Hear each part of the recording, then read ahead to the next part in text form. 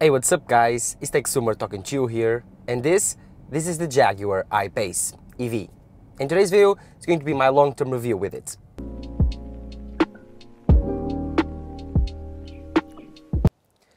I think that the front of this car is the most recognizable part of the Jaguar brand. Looks cool, the Jaguar symbol right there, amazing, looks beautiful, and as you can see, 2 years of use, no issues. But the funny thing about this is, this car was designed in 2017, 7 years ago. And in 2024, 7 years later, still looks futuristic, still looks up to date, which is something weird. Normally, cars, like normal cars, they don't usually last this long. The design of a 7-year-old car right now, so think about a 2017 car, and then think, is it a futuristic design? Does it look a 2024 car? It doesn't. But the Jaguar I-Pace managed to do that, and it's quite an achievement. So, yes, great job. The front looks great, the headlight design looks amazing. They are really good. They have full beams, they have all of those technologies, laser tag technology, all of that. They are quite good.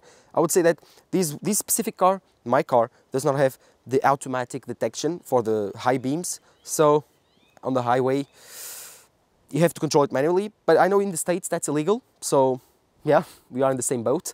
Other than that, all of the technology is great. I have my key right there. I don't. I want to show you the boot. Wait 1 second.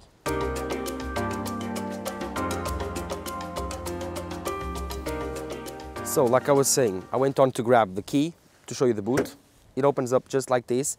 You have to push it upwards and it works like this. You push it up. There it is. This is the inside of the frunk, not the trunk, the front. Let me just pick up the camera to show you. This is the size of the frunk, quite small. I can put my hand right here. This is my hand comparison. This is the key there. So, as you can probably tell, it's not the biggest frunk on the market, but it's not small. I would say maybe a bigger frunk wouldn't do any harm, but size of the car, size of the frunk, my arm. So, yeah, you can probably put some things right there. Not the biggest. This is the key for comparison, so yeah, it has a frunk. Most electric cars right now, they don't have it. To close it, just shut it and that's it. But look at this front design of the car. Looks amazing. In my opinion, looks pretty great. Even the side profile of this car looks pretty cool, as you can see with the wheels. Yeah, I love it. But, I mean, it's a 2017 car. What can you ask from a 7-year-old design? I've been driving the Jaguar I-Pace for almost 4 years now. And this is my long-term review. I think that this car is great. One of the funnest cars to drive. It launches pretty fast. And the thing about this car is, it's so fast, so responsive. It has around 400 horsepower, but still, it's 7 years old right now. It has an 84 kilowatt usable battery, quite great. And the range is about, I would say, 400 kilometers, 430 kilometers. Quite an important information for only 84 kilowatts. So you can deduct the math by there, but the efficiency of this car is around 21 kilowatts per 100 kilometers, 20. Right now it's telling me it's 21.8, which is actually not that great. I've had better efficiency numbers. I've had around 20. I think that my best was 20, which would equate to around 420 kilometers on a single battery. Of course, after 4 years of driving this car, the battery is not 100% at battery health. Again, it's just like a phone. I would say it's probably around, oh my god, this guy's totally crazy. Sorry for that. What I was saying, again, the Jaguar I-Pace for the last 4 years, I think that the battery degradation has been around, I would say maybe 5%, not more, because again, this car only has around 88,000 kilometers, 89, which is equivalent to about 54,000 miles, not much. Which, I mean, in 4 years, for most people, is actually not that much. It equates to around 4 years, maybe 25,000 kilometers per year, not that much. And yeah, I think that this car is pretty great, 90,000 kilometers in 4 years. So I'm averaging the numbers out, but I would say 25,000 kilometers per year, at maximum 28. I'm not driven that much on this car, and the degradation on the battery is still quite low. This car has a warranty for at least 100,000 kilometers, so Yes, at least 10 more thousand kilometers that I'm covered under the warranty of the brand, the Jaguar brand. And I've known cases that this car with around 150, 160,000 kilometers, the battery just dies and needs replacement, which is not very inspiring in terms of durability of the battery. Again, the main focus of this car, because it's an EV, is the range. I think most people are asking themselves, how is the range after a while on an EV car? I can say that it's pretty consistent, at least in the first 3 years. If you only drive through the city, if you only drive normally, you don't push this car too much, it will be around 250, 400 kilometers. If you have a very nice foot, if you have a very slow accelerations, if you drive very efficiently, this car can do, I would say maybe at maximum 420 kilometers, 430. Driving the Jaguar I-Pace is something special. This is a driver-focused car. And so, whenever you turn, whenever you accelerate, you feel that. Because this car is super responsive, has around 400 horsepower. And not just that, the steering wheel, it's very, very sharp, very well tuned by Jaguar. Again, this is a Jaguar. It's not a Volkswagen, it's not an Audi. This is made for a driver experience. This was made for a driver. And when Jaguar designed this car in 2017, and I think they had an amazing idea by making this EV very, very driver focused. Again, this has 400 horsepower. Let that sink in. 400 horsepower on a small compact SUV. That's so fun. And the thing about these motors is that I think they are permanent magnet motors, so they are very, very responsive. Like you can see, I'm accelerating, touching the pedal, and the car accelerates. I can put it on sports mode, so let me just find it. I can put it on sports mode, which makes the accelerator pedal even more sharper, so you can see it's jittery. You can feel this. 400 horsepower, no lag. That's something that I love. And also the steering wheel, it's very, very sharp. It's heavy. It's a heavy steering wheel. I mean, it's not those types of steering wheels that you are, oh God, this is very light, super easy to turn. No, this is extremely, extremely heavy, especially when you are driving it on the Autobahn, when you're driving out on the highway, you feel the steering wheel being very, very heavy, especially there. And it's on turns, super commutative, super sharp. And yeah, I trust this car 100%. I never had a car that I trust this much when accelerating. I will, 1 second, just see this. Into the curve, some force, brake, turn, accelerate again, just move. You can see the car moving. You can feel the suspension is very harsh. Again, I'm driving very harshly, but now on cobblestone roads, the steering wheel is super sharp, man. I trust this 100%. Jeez. And the pulling power of this car, again, 400 horsepower. The brakes, they are EV brakes, so the beginning of the brake is it's not the best, it's kind of mushy, but if you push it 100, oh my God, this is so fast. Jesus. The steering wheel, everything just gives you the feedback, super sharp. I trust this car with my life, man. Other EVs, especially Audi Q8 and other bigger SUVs from German brands, they always have this mush feeling to their steering wheel. It's very light, very easy to use. You don't need much force. You can control it with one finger, which is actually pretty funny because you don't need that much force to control it. But the other side of the coin is you don't actually have that much feedback. So you need to be very, very careful when you are entering corners, especially with very high speeds, because you don't know where your tires are. You don't know where your front part of the car is. You don't know if your car is going to actually leave the curve or not. So you need to be extremely careful when using those types of steering wheels. They are more comfortable at the city. Yes, they are, especially, but they are easy to use. But if you love driving, you know how important it is to have a very sharp and very responsive steering wheel. And the Jaguar I-Pace gives you that. So if you are looking for an EV that is sports focused, so is drivers focused, focus on driving performance, focus on the driving feeling, then this Jaguar EV is the EV for you. Because again, this is 2017 car, do not forget that. Whenever you are comparing this EV to other EVs, you need to think that this car was designed and made in 2017.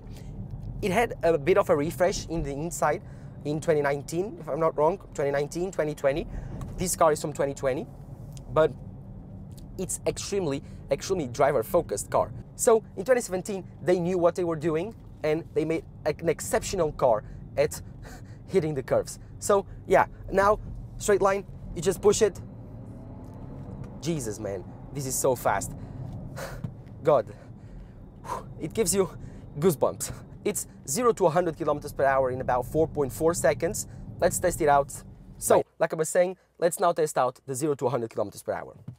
Foot on the brake, foot on the accelerator pedal. Ready, launch. Jesus, 100. Damn, this is fast. I think it was about 4 seconds, 4.5 seconds. Jaguar claims about 4.6. So, gee, oh, this was fast.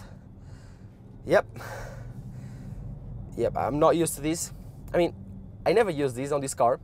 The best part of this car is overpassing people, overtaking people, because it's super responsive, super fast, and the steering wheel is very sharp. You have a lot of confidence on the road when you are overtaking people, but in terms of driving the car every day, I would say that the steering wheel is quite a bit of heavy. So if you don't like having steering wheels and you don't like this type of steering wheels, then go for a more comfortable car. This is not definitely a comfortable car. This is a very harsh car. The suspension is very tough. It's very tuned to be a sports car. So imagine an SUV with a sports car suspension.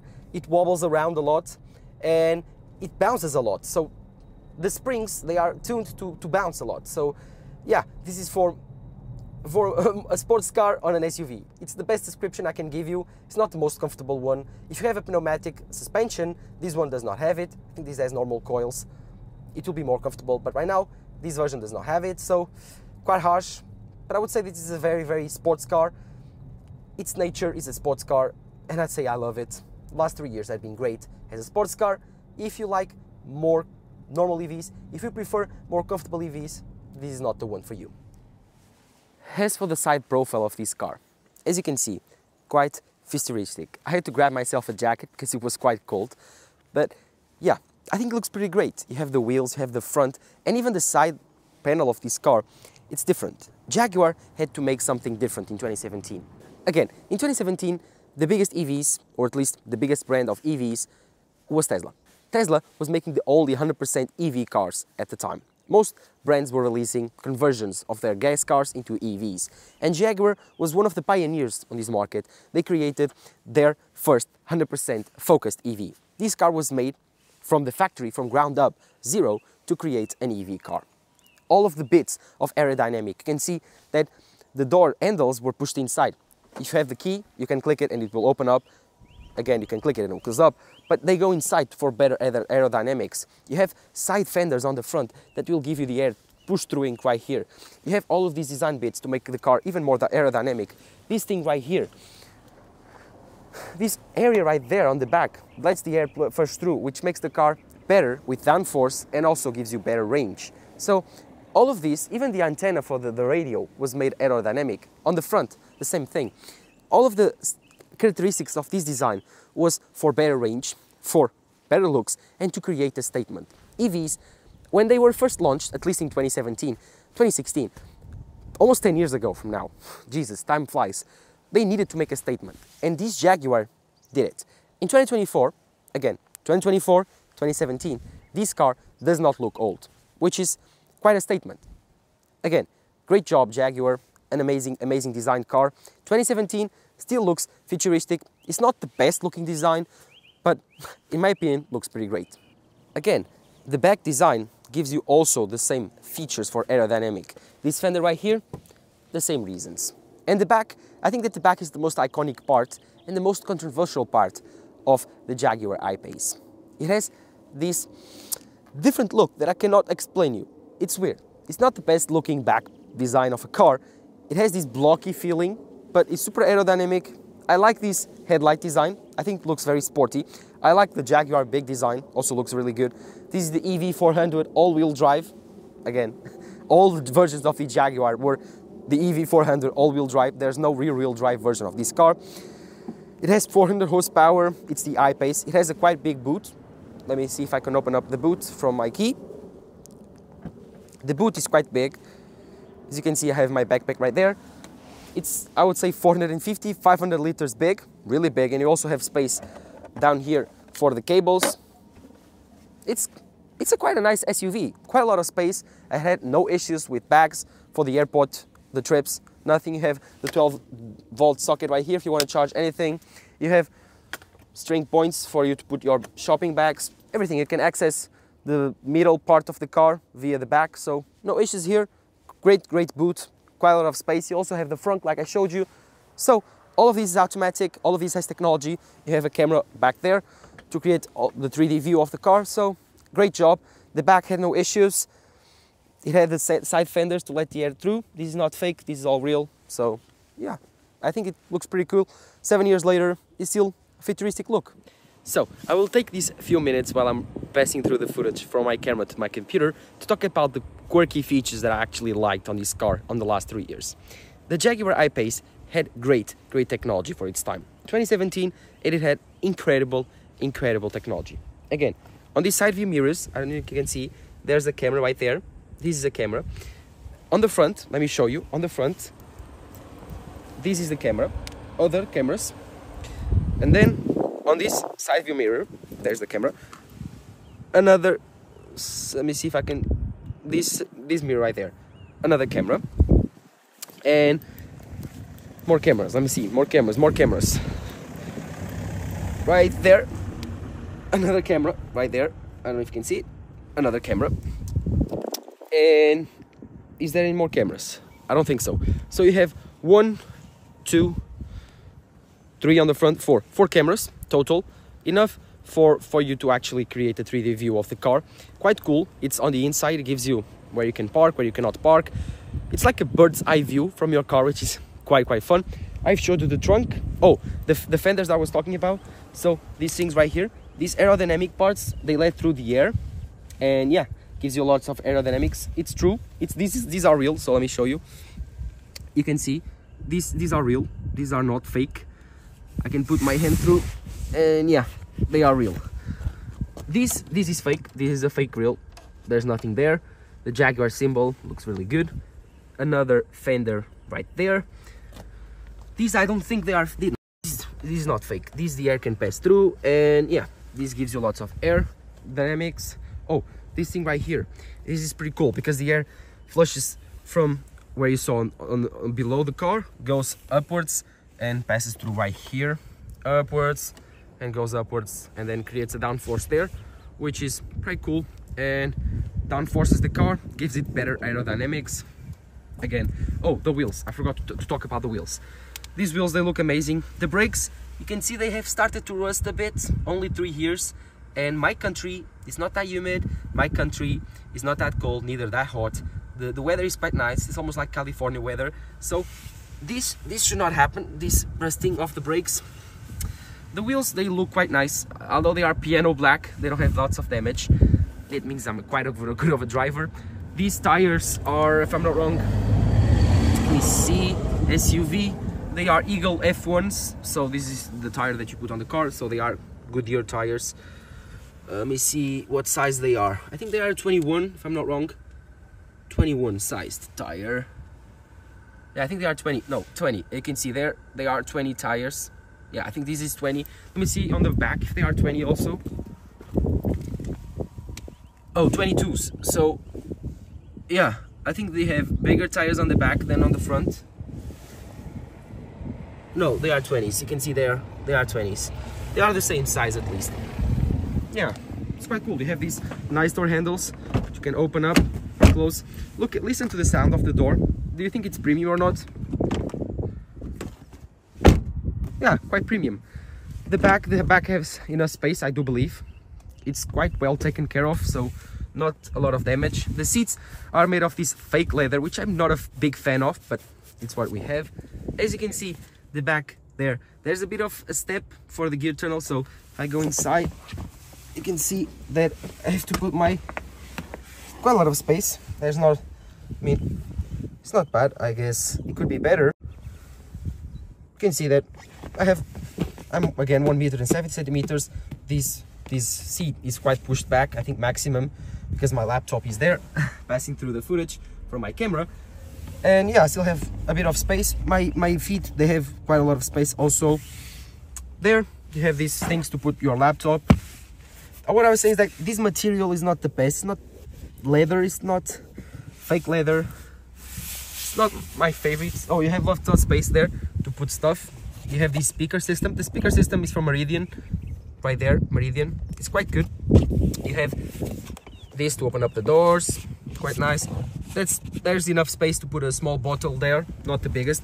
You have the air conditioning vents right here, individual ones for each side, which is quite cool.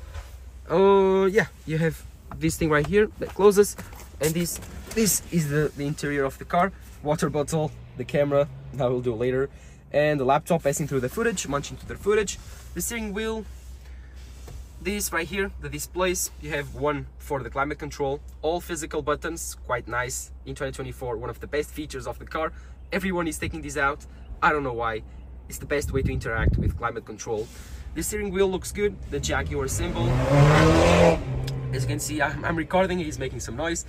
And yeah, oh, this has the panoramic roof, as you can see, quite cool, just like a Tesla Model Y. Looks amazing, goes even backwards. So yeah, sitting to the front, this is your view on the back, quite nice. I don't know if you could see better on the first footage that I showed you, but I will show you again the trunk. Let's try to open up. You open it up.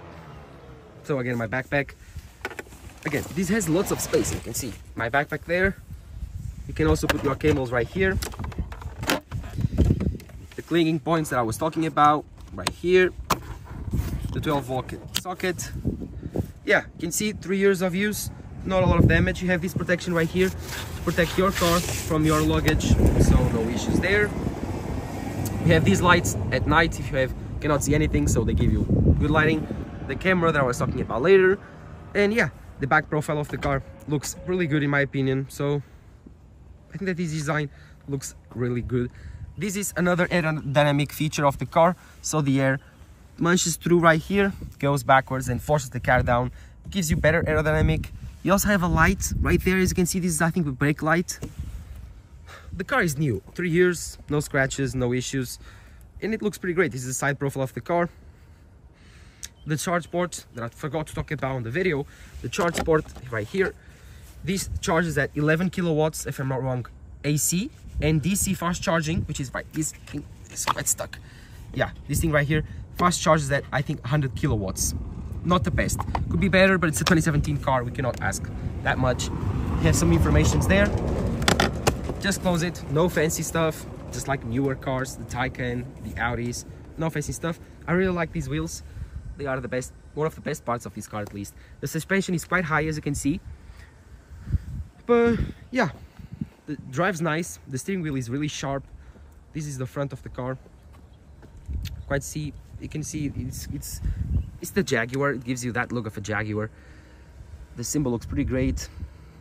Yeah, I think this car, one of the best looking EVs out there that I really enjoy to have. But 90,000 kilometers later, does the inside is that bad? I think it has enough kilometers for me to tell you, but oh, annoying noises. This is the interior of the car, the steering wheel, the rest. I mean, it's not bad, but it could have better menus. This display right here, well, if you have a Model Y, you don't know what it is, but it's quite useful. If I turn on the car, or at least it is on, it's telling me to press the brakes, and yeah, you change your driving modes right here: driving, neutral, rear, and park. This is the display and the infotainment system. I mean, could be better. It's responsive, but it's not the best in the market. There are better displays. I think Tesla does this the best, but it's easy, intuitive. I mean, you have Apple CarPlay. I can try to connect, but if you will turn on my iPhone, so you have Apple CarPlay. Let me see if I can show you. Right there, Apple CarPlay. You also have Android Auto. And yeah, you have all of the information. So eco data, as you can see, for the trips. As you can see, 367 for the range. This is kilometers. You have tips for the efficiency, what you can do to improve your efficiency. You also have your historic. So you also have your history of driving, but like you can have trips, A, B, can show you what was the range or the consumption. As you can see, like I've talked about, 21.8. It's my average. I cannot get any better than that.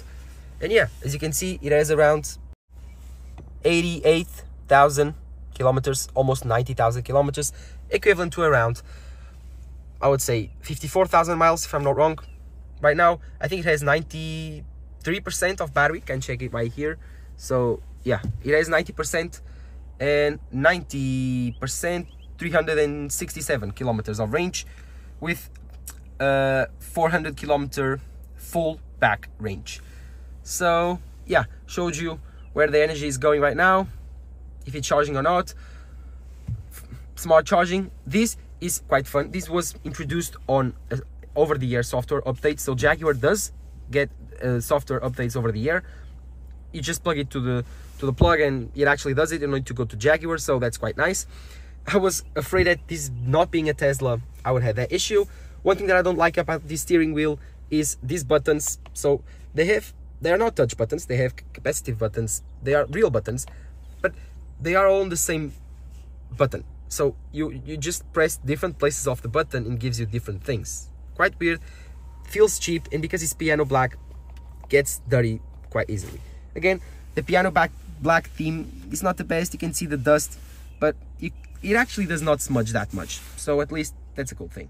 Again, what I was talking about the 3D view of this car that is actually pretty cool. You just go right here, you go into cameras, I think.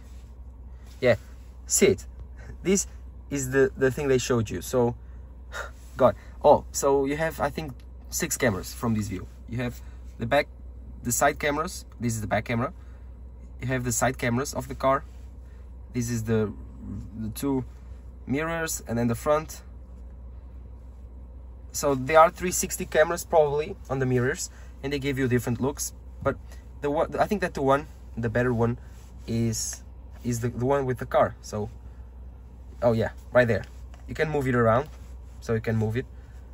The bird's eye view, so cool, man. This is so cool. Look at it. This is the overall view that I was actually showing you, and this is the 360 view of the car, the Jaguar car. Look at the graphics. All of these looks pretty cool, man. This is from 2017. That's what I'm talking about. An amazing technology car from 2017, guys. 2017. Amazing job, Jaguar. Amazing job. Outside, you can, don't you? Yes, but look at the cameras. They are still very, very bright. So yes, look at the graphics of the car driving. The cameras, Jesus, this is a very high tech from a car from 2017, don't you think? Jaguar did an amazing job right here. So fun. I never actually tried this out, but now that I'm reviewing the car with more detail, I like it. So nice job, Jaguar. Way far ahead from Tesla, at least. Button right here for you to click it. So if you click this button,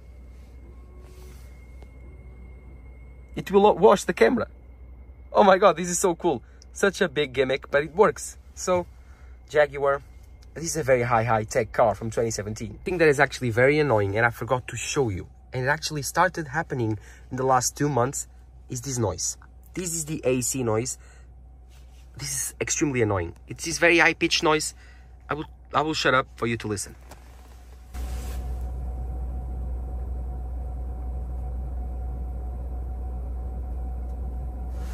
Could you listen? Let me know in the comments down below. This is very annoying. Do you know what's the problem? Do you know if there's any issues with the car? If I turn off the AC,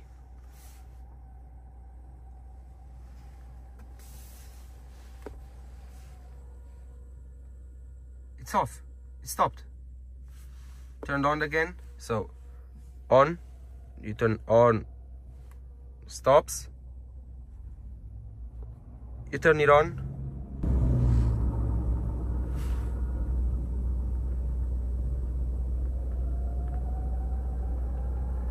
There it is. Whoa, this is annoying. This is an issue with the car. 3.5 years later, I got a report on my long-term review. One thing that this car does extremely well is isolating the sound from outside. So here it is. Silence, pure silence. I'm on the city right now and it's extremely quiet. I can whisper to the microphone and I can still be heard. So yes, this car is extremely quiet. You can hear the little whine from the electric motors. I mean, if I push a bit now, you can probably hear it. Other than that, now on the cobblestone road, extremely quiet. It bounces a lot, as you can see. That's the harsh suspension. Other than that, very quiet and sound isolated. So let's now talk about the most important part of this video. How much does it cost to own an EV? Well, it depends.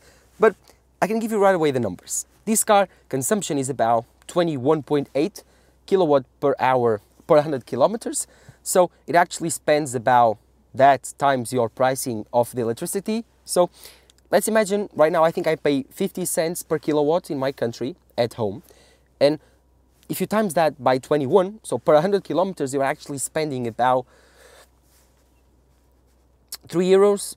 I would say 3 euros per 100 kilometers, which is actually quite cheap. The equivalent to a 1.5 liter per 100 kilometer gas car. But yeah, that's it if you charge at home. If you charge at home, it's quite cheap. So this battery is about 84 kilowatt hours. So if you times that by 15 cents, it would give you around 8 euros, maybe 12 euros maximum. At home, if you are charging between 15 cents to 20 cents, I will put the exact numbers on the screen. I cannot make the math on my head, but it's 80 watt kilowatt hours times your pricing for the electricity per kilowatt. So yes, charging at home is cheap. If you charge always at home or at work and you pay 15 cents, 20 cents per kilowatt hour, it will be much, much cheaper than owning a gas car or even a diesel car because it's an electric car. So electricity is quite cheap if you charge it at home. If you don't charge it at home, if you charge it at fast charging stations, which this car can do at 100 kilowatts per hour, then it will be a bit more expensive. Again, depending on the fast charging station, you can pay up to 50 cents or 60 cents per kilowatt. That's very expensive. So 84 kilowatts would cost you around 42 euros per charging station, which is absurd. Absurd because 84 kilowatts gives you around 400 kilometers. So if it's 42 euros per 400 kilometers, it's about the same price of a gas car. And that's on 50 cents per kilowatt. If you pay 60, 70 cents, 80 cents even on some fast charging stations, then it will be very, very expensive to own an EV. So it depends. If you fast charge a lot, owning an EV is extremely expensive actually. And all of the compromises that you make, I don't think it's worth it. But if you have a charging station at home, if you have solar panels, then an EV makes a lot of sense. So the cost of an EV depends how much do you drive, obviously, but it also depends where do you charge. In terms of the other costs, so brakes, tires, I've only changed the tire I think once or twice. I will put the cost of the tires on the screen right now. And in terms of brake pads, I don't think I ever changed the brake pads on this car. So nothing right now. Other than that, nothing. No oil changes, no engine problems, no issues with the filters for the smokes, the danger smokes from the engine, nothing. I don't have any issues with other things that normally you have on gas cars, especially the oil changes. This car is just plug and play, just like a smartphone, and that's quite cool. So yes, the hidden costs of EVs are quite small, but the upfront cost is actually quite high. This car costs around 90,000 euros, which is quite expensive. It can go up to 100,000, 110,000 when it was firstly launched. So yes, it's an expensive EV. And yeah, can you recuperate that cost by driving? I doubt it. So in 2024, it makes sense to buy an EV if you have government incentives, if you have a solar charging station at home, so you don't pay for gas or electricity, and yeah, you don't actually fast charge. But if you fast charge, you have no incentives from your government to buy an EV, I don't think right now is the best time. And that's why I'm going to push you towards buying a plug-in hybrid. I think that having a plug-in hybrid right now is the best choice. Charging at home without the AC fast charging station, so 11 kilowatt fast charging station, just on the simple plug at your home, at your garage, it'll give you a full charge during the night, and that can power up your commute every day. Again, if you want to go on a long trip, you have the gas engine to help you out. So I will have a whole video on that, comparing an EV against a plug-in hybrid, against a diesel car, against a normal hybrid, and against a normal gas car. All of those will be put on a video comparison, all the costs that you have, which one is the cheapest, which one is the best right now to buy in 2024. So if you are excited, of course, drop a like down below and subscribe to my channel. Thank you guys for watching. This was my Jaguar I-Pace long-term review. Did you think that I was ending up this video just like this? No, I gotta do it MKBHD style. So, yeah. Is the Jaguar I-Pace a goodbye in 2024? I don't think so. I think that this car right now is too old. Coming out in 2017 and being 7 years old right now, the design, the technology, all of that, I don't think it's worth it to buy in 2024. It's very expensive, the range is not the best. It has 400 horsepower, yes, but there are other 400 horsepower EVs that are cheaper, the Tesla Model Y, the Audi Q4 e-tron, Sportback and S-Line, I don't know. Other options are on the market, you can go find them out. Even, I think that Kia's EV6, it's a great option. You can get the GT line for cheaper than this car with more horsepower. So yes, this is not the end all be all. It was a great car when it was out in 2017, an amazing option. 2024, if you have one, it's still a great option, but I don't think it's worth buying, unless you can find it really cheap on the second-hand market. But for me, that's it. This is the Jaguar I-Pace. Great option, if you ask me. 2024, quite happy.